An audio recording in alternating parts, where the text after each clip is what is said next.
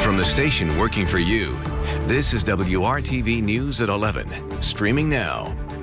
And first tonight, Indianapolis is working its way back as community leaders are focusing on revitalization with new funds made available. WRTV's Cornelia Talker is sharing one woman's perspective. She hopes those leaders don't forget about those who are in the most need of help. What's the best way to help those experiencing homelessness? I asked that question to Lily Spencer, a housing advocate for Coburn Place. As straightforward as it sounds, money. The most impactful resources I see coming through are the dollars. Through her work, Lily spends time with those who need help the most and knows there are systems in place. They just need more financial backing.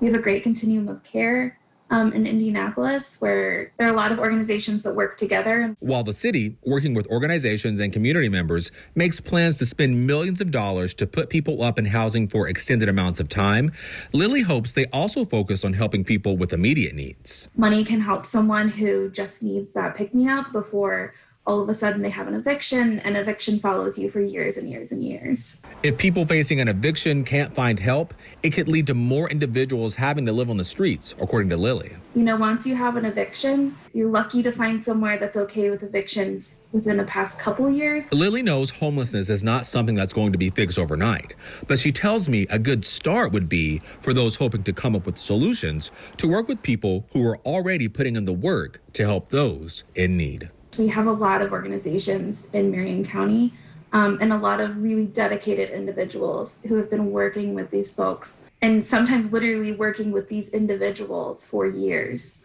And they really are going to know what's best. Working for you, Cornelia Talker, WRTV. And today, during an update on safety in downtown Indianapolis, Mayor Hogsett cited the city's work to help those experiencing homelessness since the pandemic began. In July, the city gave $2.7 million in federal coronavirus money to 7 Indianapolis organizations helping to battle homelessness. More money is expected to be given out in the coming weeks and months.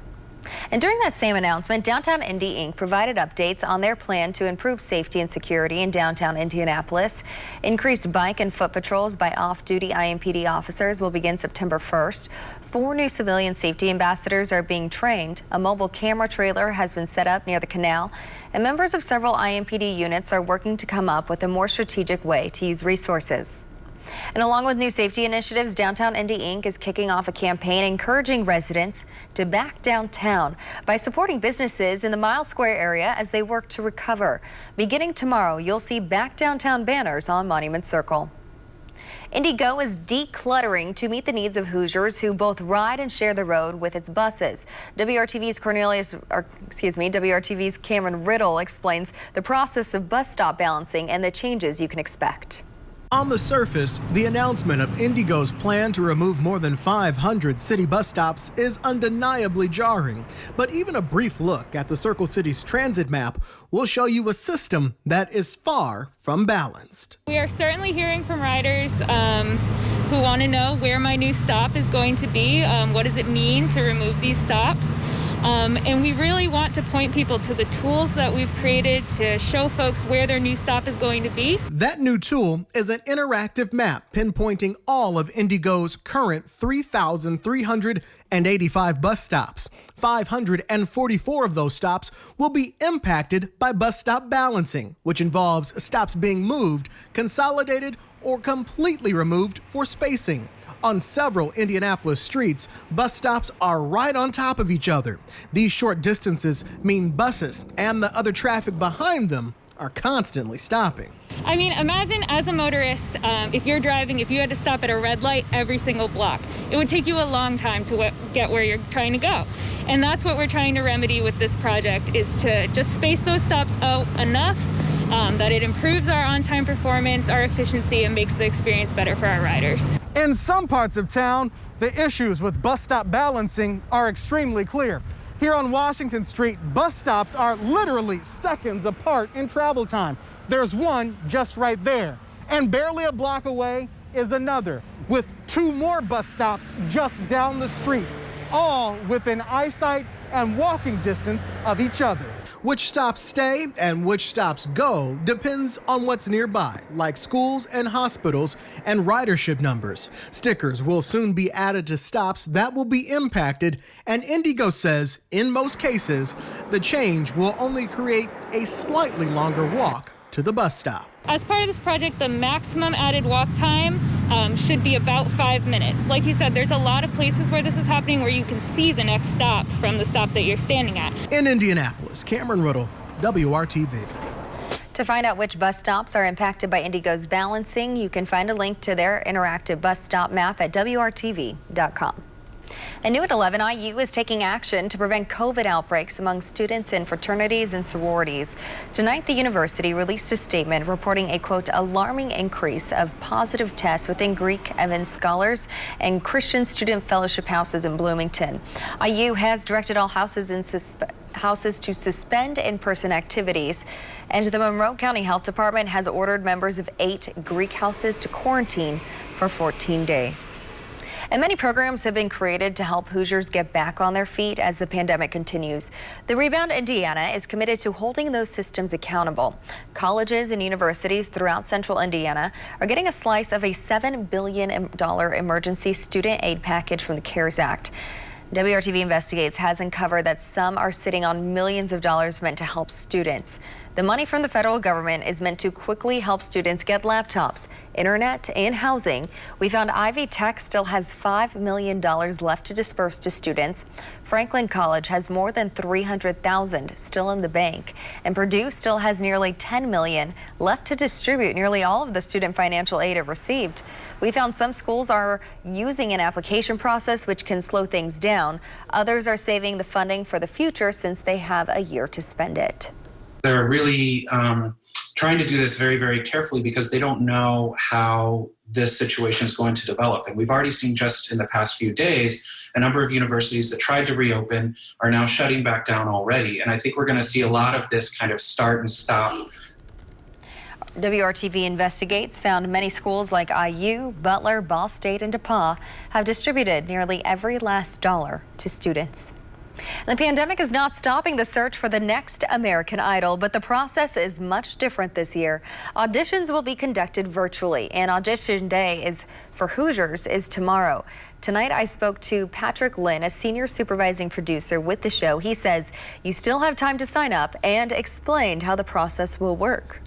People can sign up literally right before they want to go in. It couldn't actually be easier. We really tried to mirror what we did on the bus, sort of in person, in the Zoom experience. So basically, once you click on the link, you'll come to the room, and you'll be in a room with a bunch of other people who are all waiting in a virtual line.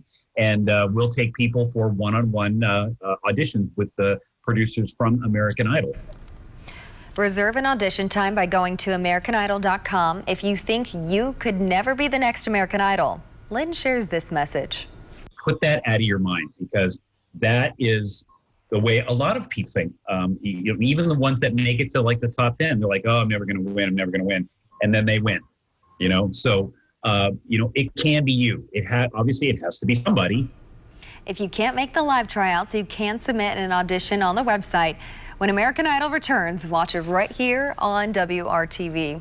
And Kevin Gregory joins us now. Kevin, what song would you describe as tomorrow's forecast? Would you use to describe tomorrow's forecast? Oh, you're going to make me think here at 10 minutes. Well, it's about 8 minutes to midnight. Okay, let's say somewhere between... Kevin. Yes, somewhere between John Denver's Sunshine on My Shoulders and Supertramp's It's Raining Again. How about that? Chance of thunderstorms tomorrow, and they're most likely tomorrow late in the afternoon into tomorrow night. That starts a weekend of change where the humidity level will drop and the temperatures fall into the 50s on Sunday morning. Remnants then of Hurricane Laura spinning right along the Arkansas-Missouri state line. They will move to the east from there. The forecast does bring remnants right along the Ohio River, so it's slightly more north than the forecast had been most recently. As we look at the cloud shield, you can see all the clouds around there. Some thunderstorms around 7 a.m. tomorrow morning, north and east. A few showers after that. We'll finish your Friday timeline and talk about some more comfortable temperatures and how brief that may be coming up. And after months without professional sports because of COVID-19, much of the sports world is on pause again, this time in protest of racism, police brutality, and social injustice. The NHL postponed today and tomorrow's playoff games after players on all 8 remaining teams decided not to play. 7 Major League Baseball games are postponed, as well as 3 WNBA games. And several NFL teams canceled practice, including the Colts. This movement started after NBA players boycotted their postseason games yesterday. NBA games were not played today either. And the sports stoppage comes in the aftermath of the police shooting in Kenosha, Wisconsin. An officer shot Jacob Blake in the back 7 times. And a 17-year-old boy is accused of killing 2 people and wounding a third during protests Tuesday night. Today, prosecutors filed homicide and attempted homicide charges against Kyle Rittenhouse. And the Republican National Convention just wrapped up with President Trump accepting the party's nomination. ABC's Andrew Dimber recaps the final night of the convention from the White House. I profoundly accept this nomination for President of the United States. President Trump closing out the Republican National Convention at the House he hopes to call home for another 4 years. As disconcerting realities pervade the Republican Party's capstone night, 3 crises are gripping the nation. Hurricane Laura barreling into the Gulf Coast, the coronavirus pandemic claiming the lives of 180,000 Americans, and violent unrest in Wisconsin following the police shooting of Jacob Blake. The president and the GOP making law and order a central message of Trump's re-election campaign. In the strongest possible terms, the Republican Party condemns the rioting, looting, arson, and violence we have seen in Democrat-run cities all, like Kenosha, Minneapolis, Portland, Chicago, and New York, and many others. Unlike the Democrats who are running in fear of the mob in the street, President Trump has never apologized for supporting police officers and standing up for law and order. Vice President Mike Pence did not mention Jacob Blake's name once during his RNC address. The black man shot 7 times in the back by police in Kenosha, Wisconsin. Pence instead echoing Trump's rule of law platform. We will have law and order on the streets of this country for every American of every race and creed and color. And as the RNC comes to an end, a united theme from the GOP echoed throughout the week. You won't be safe in Joe Biden's America. Joe Biden is basically the Loch Ness Monster of the swamp. Joe Biden is good for Iran and ISIS, great for communist China. Joe Biden, who had been laying low during the convention, hitting back. The problem we have right now is we're in Donald Trump's America. What's he doing? He's kept pouring gasoline on the fire. This happens to be Donald Trump's America. Donald Trump's America. And scattered throughout Trump's address to Republicans and the nation, messages of America's achievements and an appeal to voters for 4 more years. We cannot help but marvel at the miracle that is our great American story. Now both tickets get ready to hit the campaign trail ahead. Joe Biden says he's going to critical swing states like Wisconsin, Minnesota, Arizona, and Pennsylvania. Trump, meanwhile, in his capacity as president, says he's going to spend some time this weekend in areas ravaged by Hurricane Laura. Andrew Dimber, ABC News, the White House. Coming up, Laura is weakening after hitting the Gulf Coast as a Category 4 hurricane. But the damage caused by the powerful storm will leave a lasting impact. And from golf course to movie theater, how the Indianapolis Indians continue to put Victory Field to good use after COVID canceled the team season.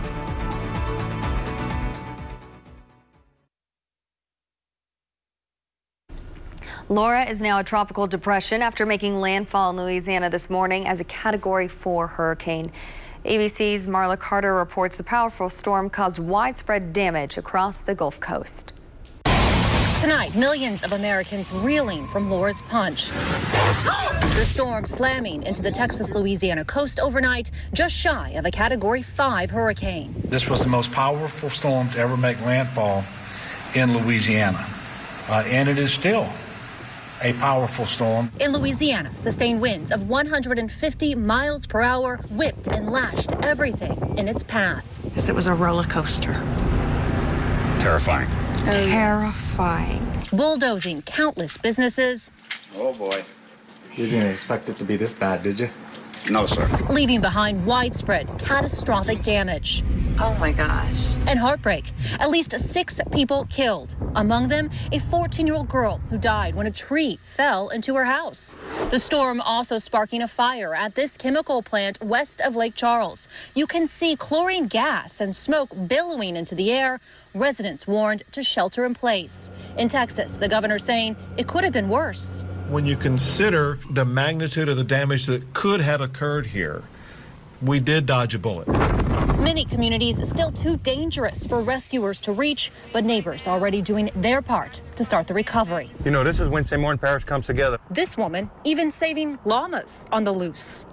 The winds were so strong that large trees like this one were uprooted and power lines were taken down. Now efforts are underway to restore electricity to the hundreds of thousands of customers who lost it. Reporting from Orange, Texas, Marla Carter, ABC News. And again, it looks like the remnants will move along the Ohio River or just a little south in Kentucky. Our late night has turned into an early morning, just after midnight on my watch. Temperatures tomorrow or today, Friday afternoon, they'll be around 86 degrees. Warmest temperature within the 7-day planner will be cooler than that as we go through the rest of the weekend. Look what happens. Sunday, humidity drops out. A very comfortable day. Monday as well. That'll be thanks to a north-northwest wind Saturday afternoon that brings in the drier air. There's your probability of rain going up late morning, early afternoon. A few of these could be severe. Damaging wind would be the main threat from the storms. 86 the high tomorrow. Any rain should be early in the day Saturday, then leaving. May take a little longer for the threat to end, say, Columbus, Greensburg, over toward Connorsville and Richmond. On Sunday, nice 79, cooler, less humid for all of us. There's your risk. A marginal risk for the southern half of the state, a low risk, and a slight risk for severe storms to the north. As we put this in motion, there are some thunderstorms that develop. That's 1 o'clock in the afternoon to 4 o'clock. Any one of these would have some heavy downpours of rain as well as some potentially gusty to damaging wind. There are the temperatures, as mentioned, in the 80s. Coolest half of the weekend, certainly the second half of the weekend. Not only 79 for the high, but our lows will be in the 50s. And Saturday, as we mentioned, our rain chances will diminish through the day. That north wind brings in the drier air, the cooler air, the more comfortable conditions for Sunday, 79 degrees. Even on Monday morning, most areas will be in the upper 50s to around 60. We'll hold on to a low chance for rain early next week, but keep temperatures in the lower 80s. Amanda? Thank you, Kevin. The number of Hoosiers filing first-time unemployment continues to stay around 10,000. According to the latest update released today, there were 10,778 claims last week. That is down slightly from the previous week's adjusted total of 11,569. Around the country, millions of people are out of work, but CEO compensation is still rising. Scripps reporter Alicia Nieves looks at how that impacts workers. While more than 50 million Americans have lost their jobs over the past 5 months, and many are still struggling to make ends meet, those running some of the biggest companies in this country are thriving. We find that a CEO now earns about 320 times that of a typical worker in their main industry. Lawrence Michel is a labor economist and fellow at the Economic Policy Institute, an independent think tank in Washington, D.C. Michel just authored a report analyzing CEO compensation. It shows, first, how headlines in March and April of CEOs cutting their salaries during the economic downturn wasn't as big of a sacrifice as it seemed. Salaries make up about 5% of the total compensation package. It seems like even when the CEOs say they are making a sacrifice, it's really, I think, better for press releases than in the actually that they're going to take a cut in their standard of living. But more eye-opening, the report shows how CEO compensation growth is affecting and has affected workers everywhere. If you look at CEO compensation since over the last 4 decades, back in 1978, CEO compensation grew 1,167%. And the compensation of a typical worker grew 13 or 14% over that period. What is more, the report shows CEO compensation increased by 14% just last year and is set to continue to go up this year, even in a recession with companies having to let go of millions of workers. The wages of the vast majority, the bottom 90%, has grown only half as fast as it otherwise would had the top 1% not really expanded like it did. Essentially, the profit pie has not grown proportionate to CEO compensation growth. So as CEOs are getting significantly higher raises, it's taking from other workers' ability to get the same. I think this is a problem of corporate governance. It's a problem of our tax policies. And it needs to be addressed like that. Proposed solutions include capping CEO compensation and taxing everything above the cap, to allowing shareholders and company workers to directly have a say in their CEO's pay. But both solutions are as controversial as the problem. I'm Alicia Nieves reporting.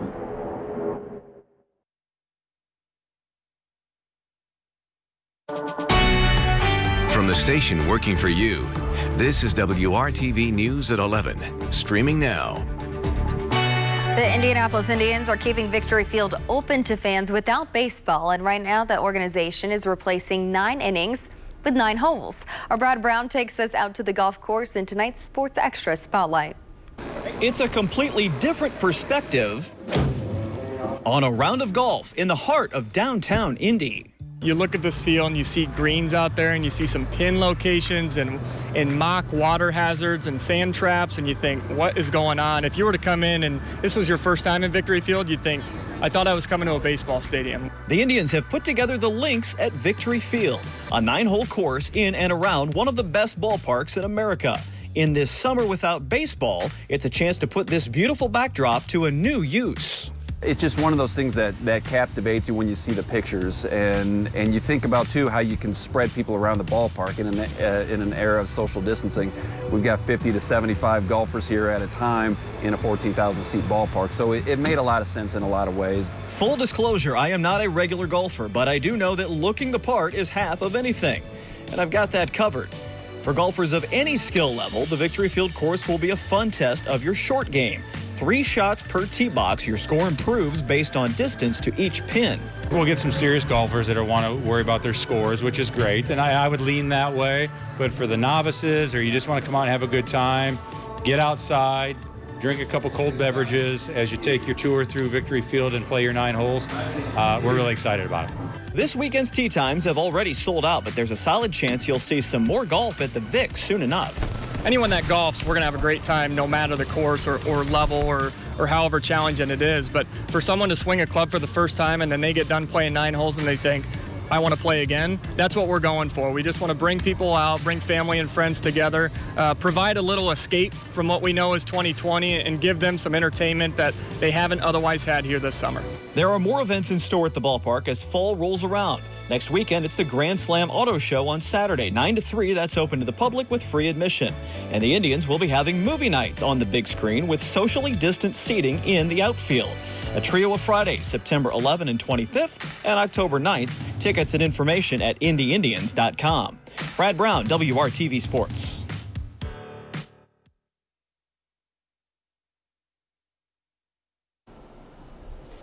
Hello, Friday. We end the work week with a couple of showers and thunderstorms. Shouldn't be that widespread, but again, a few could be strong. As we go to the weekend, the humidity will start to fall. Comfortable, dry 79 on Sunday. Thank you for making WRTV your choice for news. Good night.